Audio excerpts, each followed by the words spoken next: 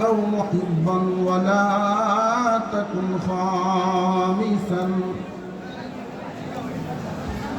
وصدق رسوله النبي الكريم ونحن على ذلك من الشاهدين والشاكرين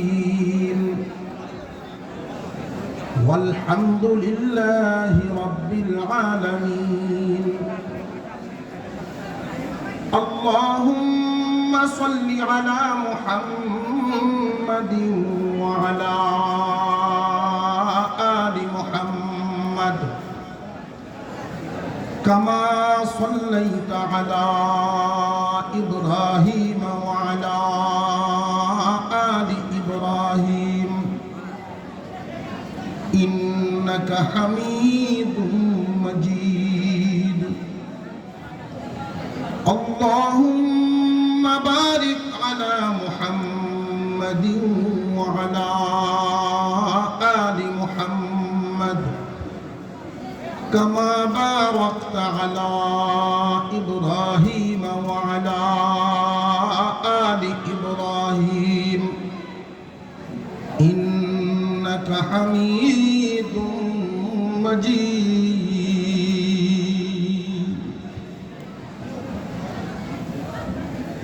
Jamia Islamia Arabia Dinarpur বালিদারা মাদ্রাসার উদ্যোগে আয়োজিত ৭১তম বার্ষিক ইসলামী মহাসম্মেলনের শ্রদ্ধাভাজন সভাপতি সাহেব, উপস্থিত হযরত উলামায়ে কেরাম, মুরব্বিয়ান আযম, সর্বস্তরের মুসলমান ভাইয়েরা, পর্দার আড়াল থেকে আলোচনায় শামিল দিনদার ইমানদার মুসলমান মা ও বোনেরা, আল্লাহ পাক রব্বুল আলামিনের দরবারে শুকরিয়া আদায় করি, যিনি একান্ত দয়া করে মেহেরবানি করে বিনা দরখাস্তে বিনা চাওয়ায় মুমিন মুসলমানের ঘরে আমাদেরকে জন্ম দিয়েছে। আল্লাহ যদি চাইতেন কোনো বেঈমানের ঘরেও জন্ম দিতে পারতেন। তিনি একান্ত দয়া করে মুমিন মুসলমানের ঘরে জন্ম দিয়েছেন। এতে করে আমরা কি পাইলাম? যেই দৌলতের মাধ্যমে সফলতার জায়গা, স্থায়ী ঠিকানা জান্নাতে যেতে হবে, সেই দৌলত,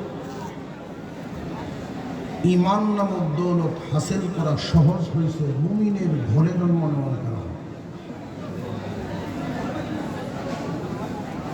যারা বেঈমানের ঘরে জন্ম নিয়েছে, ইচ্ছা করলেই সহজেই ঈমানদার হতে পারবে। ঈমান তো এমনই এক দামি দৌলত, টাকা পয়সার বিনিময়ে কোনো বাজারে কিনতেও পাওয়া যায়। সপ্ত রাজ্যের মালিকও যদি হয়, ঈমান হারা হয়ে বিদায় হয়, তবুও তার জন্য কোনো জান্নাতের নিয়ামত নেই। একজন মানুষ জান্নাতে যদি যাইতে হয়, ঈমান নিয়ে মরতে হবে। মহান আল্লাহ পাক রব্বুল আলামিনের কুরআনুল কারীমের একখানা আয়াতের একটু অংশ, নবীজির একখানা হাদিস তেলাওয়াত করেছি। আয়াতের অংশ এবং হাদিসকে সামনে রেখে কিছুক্ষণ আলোচনা করব। খুব লম্বা চূড়া আলোচনা নয়, ছোট একটা বিষয়। আসমানের নিচে জমিনের উপরে কার মর্যাদা কতটুকু, কার সম্মান কতটুকু, আল্লাহ পাকের কি ঘোষণা, দুনিয়ার মানুষ বন্টন করে কিরকম, আর আল্লাহর ঘোষণাটা কিরকম। একজন মানুষ যদি রঙিন চশমা তার চোখে লাগায়,